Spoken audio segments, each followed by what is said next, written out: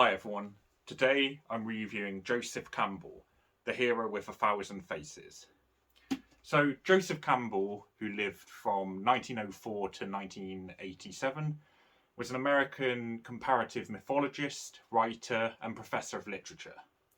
His theories comparing religions and mythologies across the world were strongly influenced by Sigmund Freud and Carl Jung, whose psychoanalytic theories have had a big and possibly the biggest influence on psychology.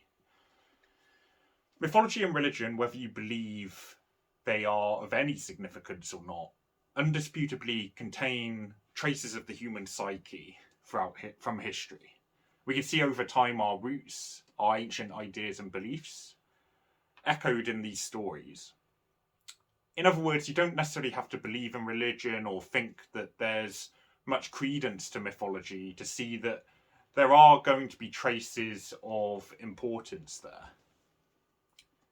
And perhaps, as according to Campbell's belief, these mythologies and their common threads do tell us something that's truly important.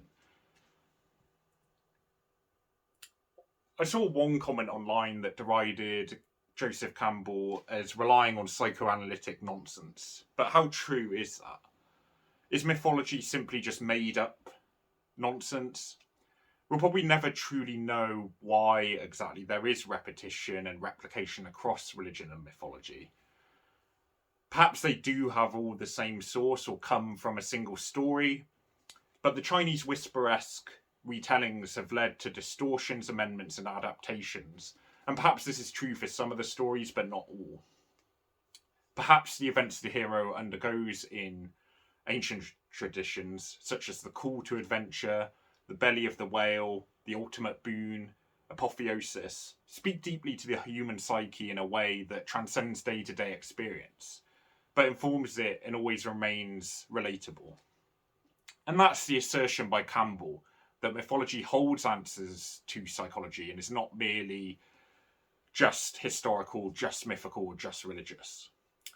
Campbell believed in Bastian's psychic unity of mankind, the idea that humanity shares a basic mental framework, and from which Jung believed we act out in various ways certain archetypes from a collective unconscious.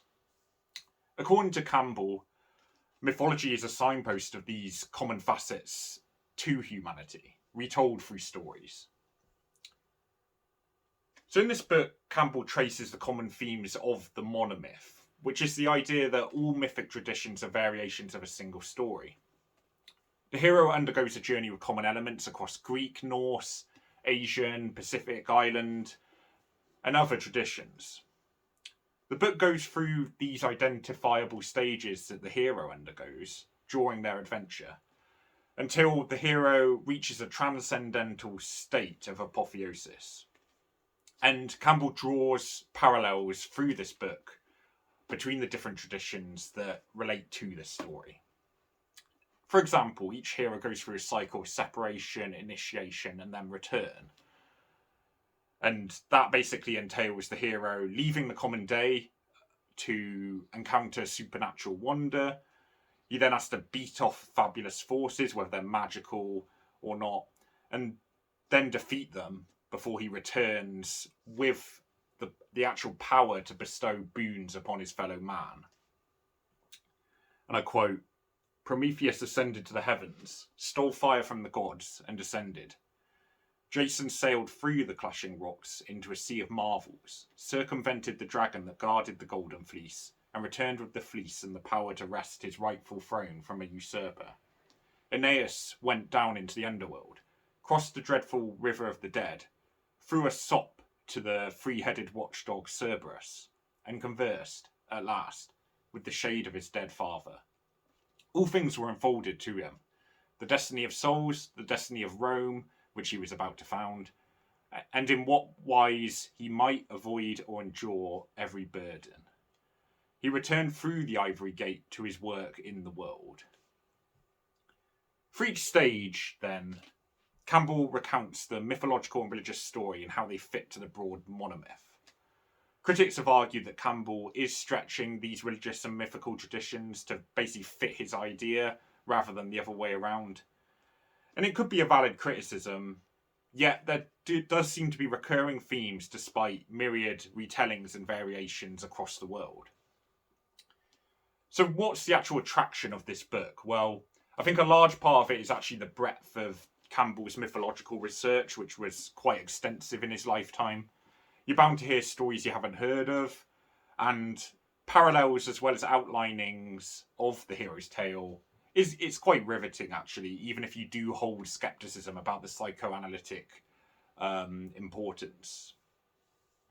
The copy of the book I'm reviewing is the Collected Works of Joseph Campbell edition, and I love the inclusion of images of various religions and mythic statues, art, and illustrations.